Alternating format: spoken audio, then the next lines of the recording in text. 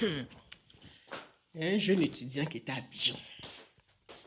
Maintenant, le gars, ses parents lui ont dit, ah, comme tu as ton frère en France là, il faut rentrer, tu vas aller le trouver là-bas.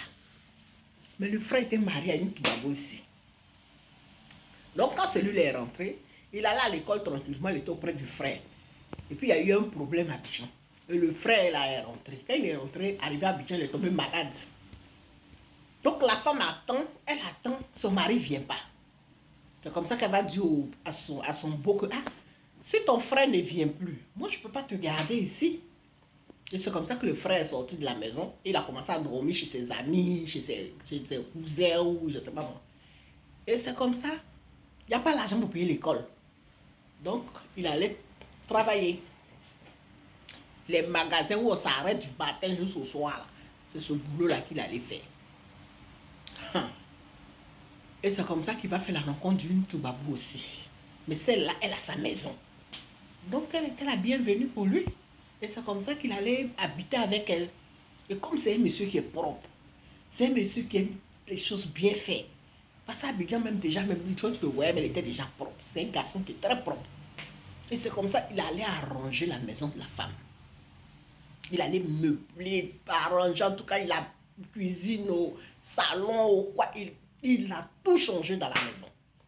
La femme, il amenait même dans les maquis africains là. Elle voyait comment les Ivoiriens mangeaient les placalis, les atchekais, les foutous, tout ça là. Elle regardait tout le monde avec ses yeux comme ça. Et elle prenait ce qu'elle pouvait manger, elle mangeait, elle regardait. Elle regardait. Le monsieur, même quand tu veux lui parler, même, il ne fait même pas qu'on lui parle, il a peur. Parce que pour lui, la femme va le quitter. Ah, qu'est-ce qui se passe? C'est comme ça qu'un jour, il quitte au travail. La femme va changer les serrures de la porte. Pour rien comme ça. Hein. Elle a changé les serrures de la porte. Elle a changé la serrure. Que ce soit en bas comme en haut, elle a changé les serrures des portes là. Elle appelle le monsieur au téléphone. J'ai déposé ta voiture dans le garage, ta valise dans le garage.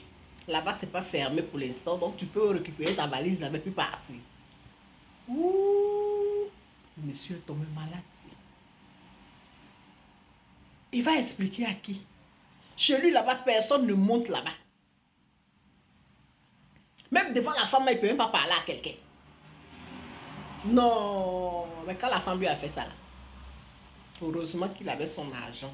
Heureusement qu'ils n'avaient pas le même compte. Il allait prendre son petit studio puis il allait habiter là-bas. Non, il a vu clair. Il a vu clair. Depuis ce jour-là, il ne s'est plus jamais rangé avec une femme. Voilà.